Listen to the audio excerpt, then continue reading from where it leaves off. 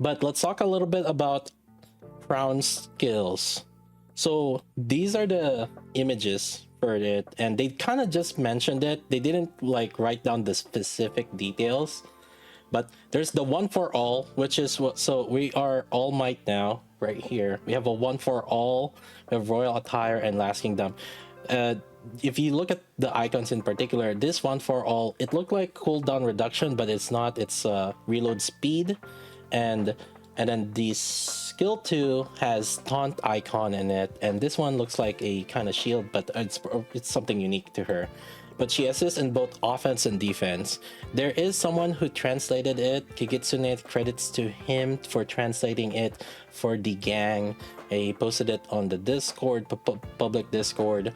But the TLDR on it is, okay, you know, it's not TLDR. That when you're full bursting, it gives you attack up and reload speed to allies who participated in the active burst chain. So whoever did burst during that full burst chain will get attack up and reload speed. And then for those that didn't participate in the active burst chain, will get defense and reload speed. So in case, like, let's say you have 4 units, you burst 1, burst 2, then burst 3, but then the other burst 3 didn't burst, so the 3 units will get the attack up and reload speed, but then the other one that didn't burst will get a defense up and reload speed. So, and they mentioned about Red Hood, who can burst multiple times, and she will affect the effects of this skill for each burst. I don't know the specific details on it, and maybe it's just the wording of it, or however it is. I think we'll just have to see it actually in action. But because Red Hood can burst on burst 1, burst 2, and burst 3, you know, that means she could probably trigger the attack up more times than usual. But at the same time, you know, whenever Red Hood does burst, it's like, well, she's gonna be on the 40-second cooldown anyway, so regardless. So, and typically when you use Red Hood, you are gonna be bursting with the burst 3 anyways also. So yeah, I don't think that skill 1 is anything crazy for Red Hood. So it might sound like it's gonna be crazy, but there's probably like just an after mention for it. And then skill 2 is after firing a certain number of rounds, it applies HP recovery buff to herself. And then when she reaches 20 stacks, which if we look into here, she does get stacks as she's shooting. Right here, let's see if I can kind of like speed up right here. So there's like stacks here, right? You will see here, and it gets up to 20 stacks. And when it gets 20 stacks, if she has the highest HP in the team, she'll consume all stacks and become invincible and taunt the enemies. Overall, my thoughts on this one is it seems like it's a more solo raid oriented thing. Taunt is typically good for PvP as well, but at the same time, if it takes like 20 stacks to get it, then it's kind of like not really useless. So it's more PvE, but in particular solo raid, because that's where taunting is actually useful. In campaign situations, you do want the taunt depending on the situation, but it's hard to control it when it requires you to get 20 stacks. And so I don't think the skill 2 in particular is going to be useful in campaign, but for bossing, I think this is something to consider.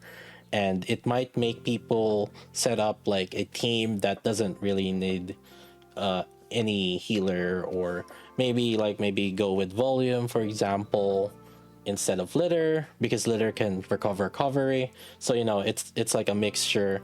Like, for example, last solo raid we had litter with Rem, because litter was helping the cover recovery rather than putting it on somewhere else, right? So that's just a food for thought. I think S2, it's probably gonna be one of those that's also low level, so it probably for those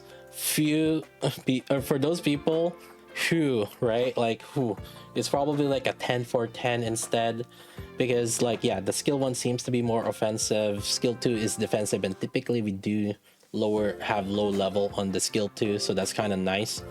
And then the burst, it says provides attack damage up for all allies and applies barrier to based on the character's final max HP. So there's some people saying that it could be attack up or attack damage up. I did some paper math, obviously, not anything crazy in particular, but you guys know how it is in here in this channel. You guys get your notepad math, okay? All right. But looking at it, she was providing about like 1.75 times damage, but that was also based on her. Knowing shift up, it might be based on the her attack, caster's attack. There's probably something that's based on caster's attack in there. So because they're gonna want people to wail, right? They're gonna want people to get duplicates. So either in skill 1 or burst, it's probably scaling based on the caster's attack, one of them. Okay, whichever one gives attack up. So that's likely what's gonna happen. But it does give like about 1.75 times. The thing is, in that team, I don't think there's any other team, any units that are giving attack multiplier in this team that they used on this example. So that's why it's probably gonna be the effect, overall effect, might be lower in actual team because you're probably gonna use her with litter or something else. But she does give a pretty good amount of buff offensively if she is just the sole buffer. But again, in teams, typically that's not the case. You typically have multiple buffers. I kind of looked a little bit. I'm not, I wouldn't to count on this because I kind of just saw a number that was like random, but maybe at this time the burst time ran out, I was thinking, and maybe it still has the full burst bonus and it has like the skill 1 effect, and it might have like the skill 1 might be like a 52% and then like the burst was 23%. I don't count on this number. I'll just giving like an example on that one instance, like super instance that I saw. But it could be like the skill 1 is like a big multiplier, and I could imagine why it would be a big multiplier, because if the skill 1 is providing attack up, then that will also incentive, then people will see, oh god, you have like a 50% like attack up increase, I should get more copies of you, because that's like a huge multiplier, right? So that's what I'm thinking is gonna happen for Crown. They're probably gonna encourage people to get multiple copies just so that you get like a huge attack up. But also, here's one thing that I wanna be wary of is she is a defender, and defender do have less attack compared to everyone else.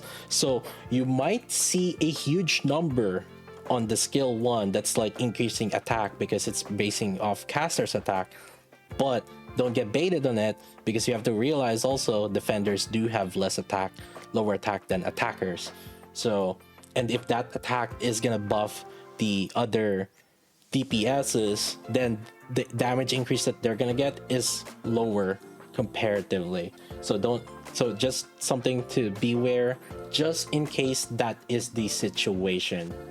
All right, so and I would highly recommend that when Crown is up, always just wait until everyone tests and we actually do the proper testing before getting any more duplicates. Getting 1 copy I think is going to be great, but before getting any more copies, just try to hold on. We will stream and we will do some testing for that one.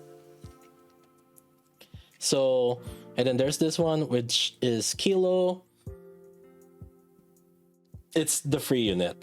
I don't think we should expect a lot too much from it. But it's a lot of defensive skills from what it looks like. It looks like a shield, with a heal, and then looks like a heal sorta, but not really. But someone did the translation. It was like at the beginning of the combat applies barrier to self, and then when using burst, skill is applied. If she doesn't have barrier applied, applies barrier to self. So it's just like giving shield to self, and then after firing a certain number of rounds, recover a certain amount of the barrier's HP, and then when using burst skill, when she doesn't have barrier applied, apply barriers to self. And then if she has a barrier applied, deals damage to all enemies based on a portion of HP. If she doesn't have a barrier, increases her max HP. So it's kind of like just overall, it's very selfish. It's kind of self. The thing is, like, when she's defending herself, but then there's no taunt, it doesn't seem like there's a taunt, but I'm not sure if there's gonna be taunt, then what's the point of it? But it does say Kilo's combat style varies depending on whether a shield is maintained or not, so there might be other different effects whether if she has shield or not in here that we're not sure of in particular. But she does have damage. She unleashes a full attack that becomes more powerful the higher HP when the shield is maintained, and sets a more powerful shield. So because it's a burst tree, it could be a DPS, who knows. And then scaling off HP, but maybe, you know what, hey, maybe defender with 2B and increasing HP, maybe, who knows. It might be one of those, maybe with Mast. Like if she has like a strong ult. Ooh, Kilo Quiry, who knows, I don't know. 2B with, yeah, I mean 2B wants HP, right? So maybe you can go with a team that prioritizes HP, like Summer Mary and then Mast, for example, and then Kilo. Yeah, honestly, I think we'll just have to see kind of like a little bit more of the detail on it.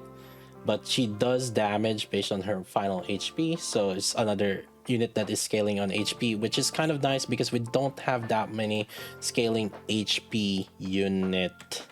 So hopefully maybe we might be able to do some fancy things on this, but again, because she is a free unit, I am not putting too much hope into it.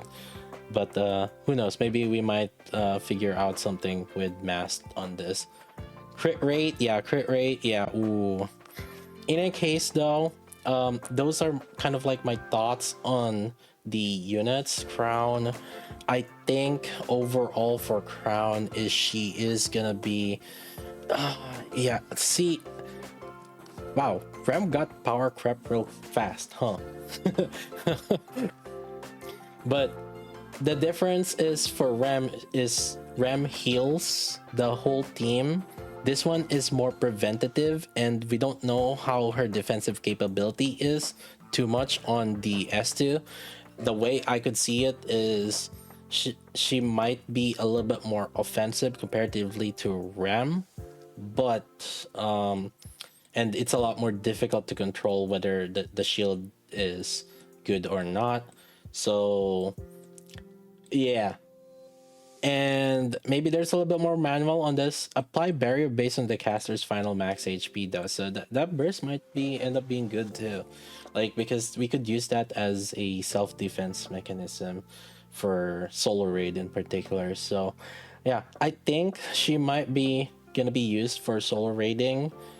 Campaign, it's kind of hard to say right now, but just looking at it, you know, it's kind of hard to also kind of beat Tia Naga in terms of campaign capability, just because Tia has attack damage and then Naga has core damage, and in campaign almost every single units have, or enemies have, core in them, so Tia Naga are just really good in particular.